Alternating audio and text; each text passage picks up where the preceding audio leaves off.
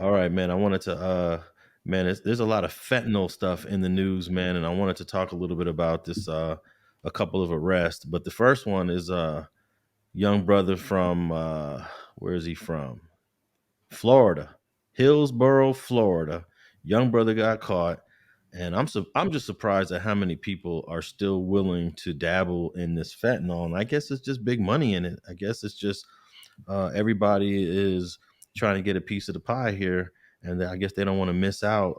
Right. if the, and This is a guy that got caught with a gang of fentanyl.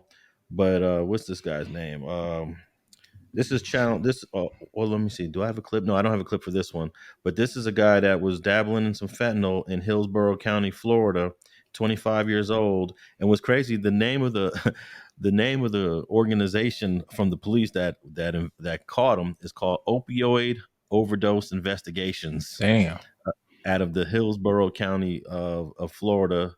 Brother was 25-year-old Juwan Wright. But what he thought he was able to do was stash his fentanyl in Pringles containers. And let me pull up those Pringles containers here. And here's a picture of him with all. Look at all these charges that this guy got. He's got charged. I was looking at my phone right now for them charges, man. They hit his ass with armed trafficking and fentanyl. Trafficking and fentanyl shit times 2 pretty much. A felon in possession of a firearm, felon in possession of ammunition, possession of a controlled substance, several other drug related charges. Look how they stacked the charges up with him.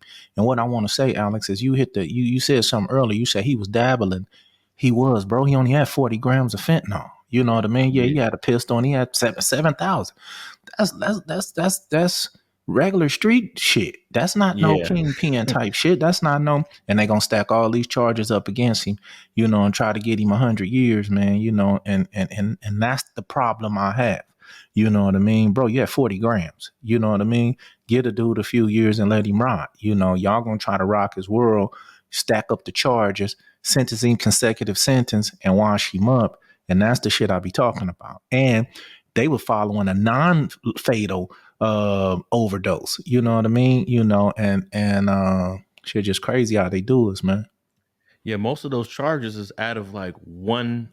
It's really one offense because look, they charge him with the firearm and they charge him with the ammunition. And I guess in the state of Florida, you can get charged for ammunition. I'm not sure if I don't think I've ever seen anybody here in Cali get charged with ammunition in Yeah, I believe they addition to the can now. gun. Yeah. I believe they That's can, yeah, catch you with bullets and charge you, give you some charge. I believe that's a charge that they trying to push now. Yeah, and also they got him possession of the fentanyl, trafficking the fentanyl, and then the possession of a controlled substance, which is the fentanyl. They gave him three three drug charges Out on of one one. incident. Yeah. Yeah. So this is basically a life sentence in the feds, right? It could be yeah, the way they could stack them, man. They can make turn it into a life sentence. Yeah, man. But what I thought was interesting is how he was trying to hide it, and obviously the police over there in Florida were hip to it. And I remember when these things used to be really popular here in LA. There used to be a place in Inglewood that sold rims called the House of Chrome. But the House Mm-hmm. of Chrome, they also sold like containers of your favorite household cleaning and food, but they all had false bottoms. And that's what he got caught with, a false bottom on a Pringles container, thinking that he was going to stash or be able to hide it from the police. But in the 80s, I think they were effective because nobody knew about them. They were effective, you know what I mean? And don't forget, sometimes some things can come around and be effective again because it's been so long. They probably could have passed that up by not thinking about it. They may have had the dogs or something sniff that out. They probably just didn't even find it on their own. Um, and not to mention, he could have not been even hiding it from the police. He could have been hiding it from his kids and his wife. He did have some small children in the house. So he could have just been making sure that they didn't get a hold to it. You know what I mean? That would be a bad idea, being that it's a Pringles can. Kids want to eat up every treat in the house, but at the same time, I'm not going to sit here and say he was really trying to stash from the police, but I really don't think they just found. They probably had a dog sniff it out, things of that nature. The cops, it was so long ago. They probably, best believe you could hide that stash on me right now, and it's so old that I wouldn't even think that's still effective. And for me, it would be. Well, as a law enforcement officer, they train to be, extra keen on these little secret stashes and these secret compartments. Hey, when I bought my Escalade, I bought my Escalade off of a dude that had a secret stash spot in Hmm. in the console. It was a door that opened up on the bottom of the console that you would never even see it, and you had to hit three different buttons on the dashboard. You had to hit three different things, and the Hmm. door would open up, and you can stash stuff in there. But somebody actually told me a stash spot in your car is actually illegal in the state of California. Have you ever heard Yeah, anything about that? yeah, I've had one before, and I didn't care if they was illegal or not. You know what I mean? It saved me before. You know what I mean? One time I had 13 sheriffs search my car. They took turns searching it. You know what I mean? And so it was well worth it back then. You know what happens is they start coming with a device that they could put on your battery, and it shocks the electrical system, and anything electrical in there will pop open. So that's how dudes started getting cracked with the electrical stash, and they went back from the electrical stash to the manual stash, the manual pull cable or things of that nature. But I had the one where you had to do two or three separate things in order to pop it open. I was successful with it at that time back in those years. I was doing illegal activity, so what difference do it make if the stash was illegal when everything I was doing was illegal? So, yeah, I remember those stashes, 100%. Well, when I bought my truck, I wasn't doing nothing illegal, and a couple dudes said, those stashes. I would show people, look at this crazy stash Yeah, thing, but yeah, yeah. mine was powered by a hydraulic, so it opened up a door real slow, and then when it shut it, there was no way you can pull that door because it was hydraulically shut. But yeah, eventually I just got rid of that. I took it all apart. I thought I was gonna end up going to prison, and I got pulled over with a stash spot in the truck. Yeah, I But remember some. Yeah. this is the Pringle stash that I got, that I'm showing on the screen right Mhm. now, and I remember those little things that you could just screw. You screw out the bottom. It looked like the bottom is connected to the container, but it's actually a screw. It screws right off, and you can put whatever you want in there. I know, but look how raggedy the edges and stuff is. That wasn't hard to sniff out if you picked that up and looked at the bottom of it, man. It looked like it been used a million times. He wasn't crisp with it. So us looking at that now, it's all wrinkled up and yeah, man, you got to be crispy when you trying to do something. But I want to go back to the small amount that they found. This is damn near a personal little stash. It's damn near a little on the corner, stash, bro. You know what I mean? This ain't no bus. You know what I mean? This ain't no y'all making it seem like y'all done crack, Noriega or something, man. But this, come on, man, y'all cracking low level dealers, and that don't mean they not getting money. When I say the term low level, I don't mean a person not getting their money, Alex. I just mean that they try to stay under the radar of the bigger agencies like the feds, the DEA, or things of that nature. Because a dude can sell 2 ounces a day and another dude can sell one bird a day and they can make the same amount of money. So when I say lower level, I mean a lower level in detection of certain agencies. But they made it seem like they busted kingpin, man. But I think that they're really cracking down on fentanyl. That if you just get caught with a tiny amount of it, they're gonna make it into like the worst thing ever because of the amount of people overdosing and dying from fentanyl. So I feel like this fentanyl is actually ruining people. Like I know some young kids that were my son's age that died on an overdose of fentanyl. All kind of actors is dying. Oh, man, we gotta briefly mention that Coolio, the rapper, they just released his cause of death. Guess Right. what it was? Opioid, man. Fentanyl. Yeah, yeah. And I'm sure he Oh was yeah, just yeah, trying yeah, to. yeah. He was probably just trying to hit a little bit of cocaine, Right. and boom, got the fentanyl. So to a certain degree, man, it's something that we need to get rid of. We got to get rid of fentanyl.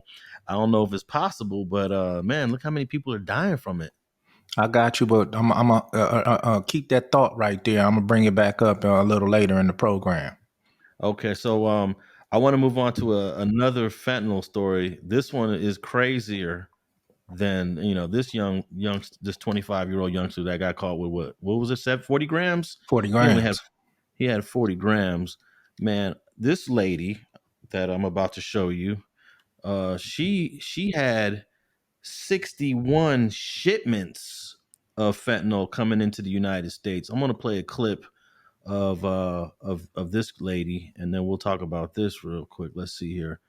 Um, Here we go. Developing news in the South Bay, the San Jose Police Officers Association says it is cooperating with federal investigators after the head of the police union was charged in a drug trafficking case. The accusations involve Joanne Marion Segovia. She is the executive director of the POA. This is her picture from her LinkedIn page. Sources tell ABC7 News Segovia is expected to surrender. According to the U.S. Attorney's Office, the allegations go back years to 2015. Federal investigators say she had at least 61 shipments mailed to her home. They originated from Hong Kong, Hungary, India, Singapore, and other countries, many labeled wedding party favors, gift makeup, or chocolate and sweets. However, when they intercepted some of those shipments, federal investigators say they found thousands of narcotic pills. Records show Segovia trying to blame the drug activity on her housekeeper. She's also accused of using her office at the POA to distribute drugs. When questioned by investigators, the criminal complaint shows Segovia denied doing anything. Okay, man, this woman, if it's true, is crazy.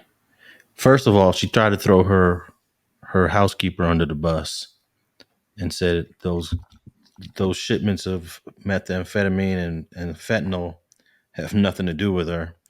But the feds was like, no, no, no, no, no. They got nothing to do with the housekeeper.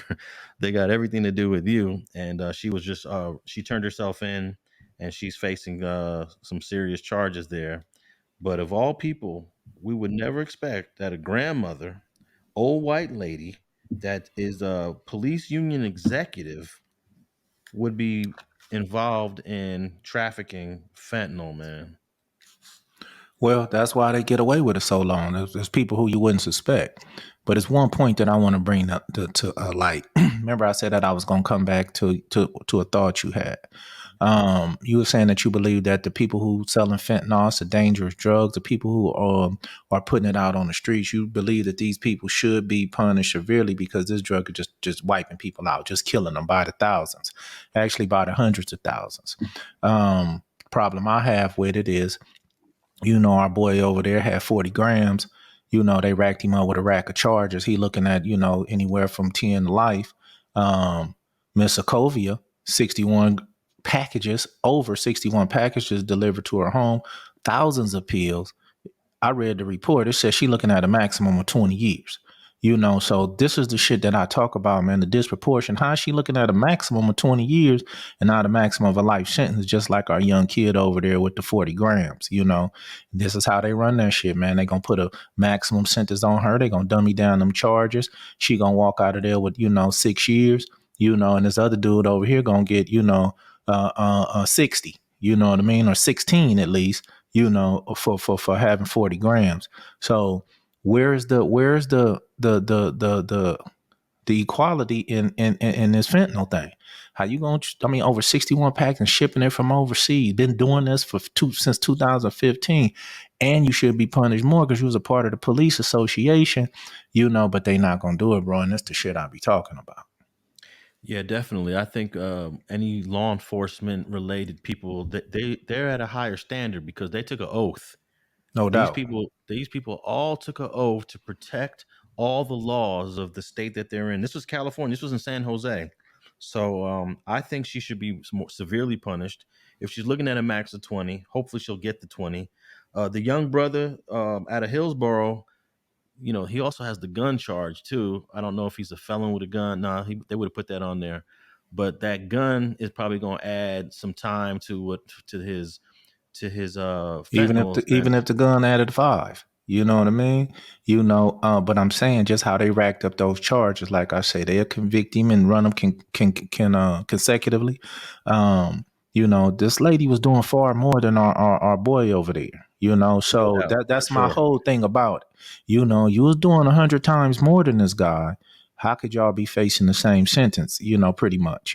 So then how you gonna put a cap on what you gonna give her? And not put one on him, So yeah, he did have the gun, but at the same time, the gun wasn't per se used in a commission of a crime. It was in possession of one, So we're gonna see how these play out. And what I want to do, Alex, is we keep in line with both of these cases, see how they turn out, then double back on another show in the future and compare them, and to see how different they are when it comes to sentencing and the people upholding the law with this fentanyl.